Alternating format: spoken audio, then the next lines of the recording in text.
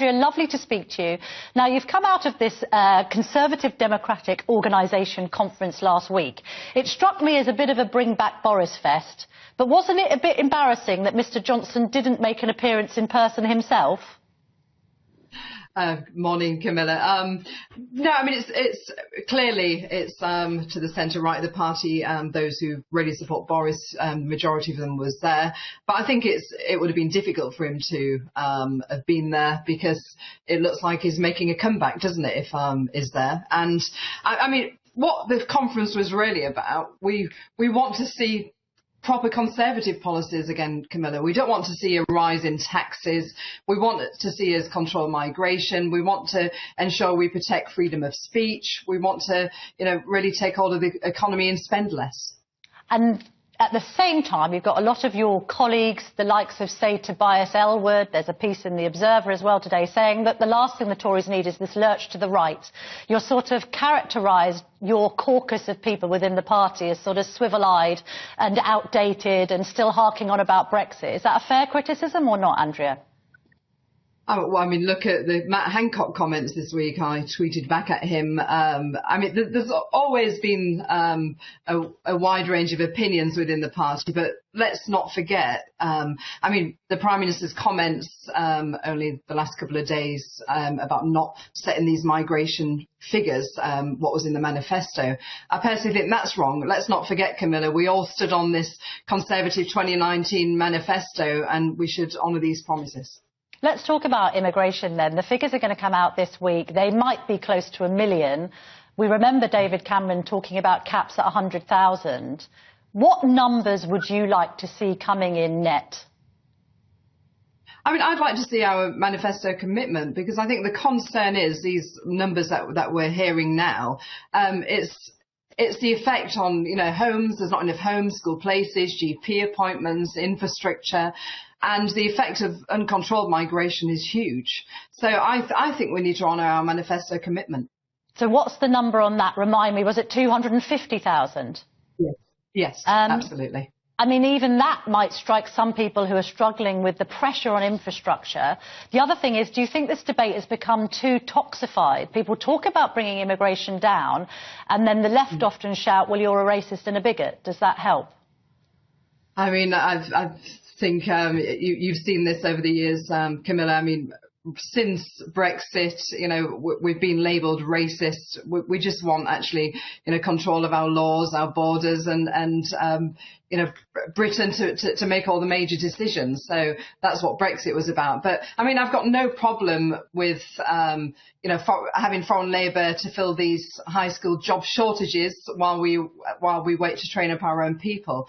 But I think the low skilled vacancies, there's no excuse for the British people not doing them, Camilla. I mean, my siblings, they're a lot older than me, like 10 years plus, etc.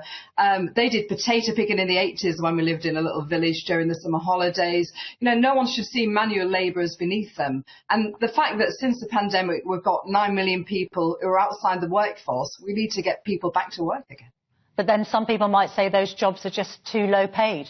They're better off on benefits. Well, this is why we need to ensure that people do pay correctly. We've got vacancies, and it's counterproductive if we're paying people for benefits. Let's get people out to work. That's the most important thing. And also, Camilla, I've been frustrated this week that everything's been laid, also on Suella. I mean. I don't know if you saw the article in the Telegraph over the weekend about the meeting about all the department heads and Secretary of States, where you've got like the Secretary of State for Education, who is happy for the figures to rise. I mean, the fact that the net migration figures in the DFE was reached 8 years ago, the quota, and it's still rising, there's got to be a ceiling somewhere. So I think more pressure's got to be on the Secretary of State of all the departments across government, because it's not just in the Home Office, it's across all departments that they also need to be putting the pressure on. Well, there's clearly a cabinet split. You've referred there to Gillian Keegan on one side, the Education Secretary. She thinks the number should be higher. Suella Braverman wants to bring them down. As you've mentioned Suella, and I know you're close to her because of your a joint involvement in the RG. She's dropped the ball a bit on this speeding awareness course story, hasn't she? My understanding is that she wasn't trying to get out of doing a speed awareness course. She just wanted to do it in a way where, her face wasn't on the camera publicly, because, that would become a news story in itself, which clearly it's ended up becoming a news story. So my understanding, she wasn't trying to get out of, paying a fine or doing the speed awareness course. If she got sacked and she went for the leadership, would you back her? I think it's too early to say, Camilla. We are walking a tightrope. Clearly I'm not happy with the direction of the party at the moment. And as we saw in the local elections, people were saying to me they don't necessarily fear Labour because we've got a socialist government at the moment. That's what they're saying on my doorstep. But that's a dangerous place to be in. Because, those of us who remember what a socialist government are like, and especially if it was a coalition as well, we need to start having a lot more stronger and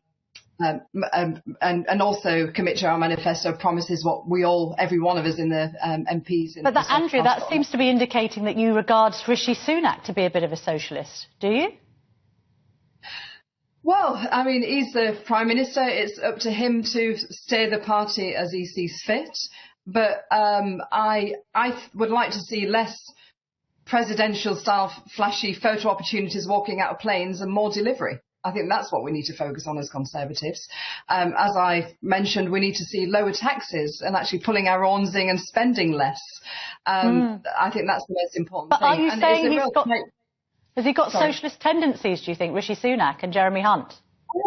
I'm not saying he's got socialist tendencies. Clearly it feels at the moment that they're more to the left of the party than, Thatcherite conservatism, which I support in winning the party. But I just think that as Conservatives, we shouldn't raise taxes. And I go back to, we should deliver on our manifesto commitments. It's a tightrope at the moment. We don't want to necessarily bring a leadership change, because it'll mean there'll be a general election and we'll end up with 100 seats with the polling at the moment, Camilla. So, we can't do political suicide over this at the moment. This is why I think we need to put pressure on to get back to pressure on the Prime Minister to get back to more conservative type policies. And we must really get these net migration figures down. And it's disappointing that the Prime Minister is not committing to the target that was set in the manifesto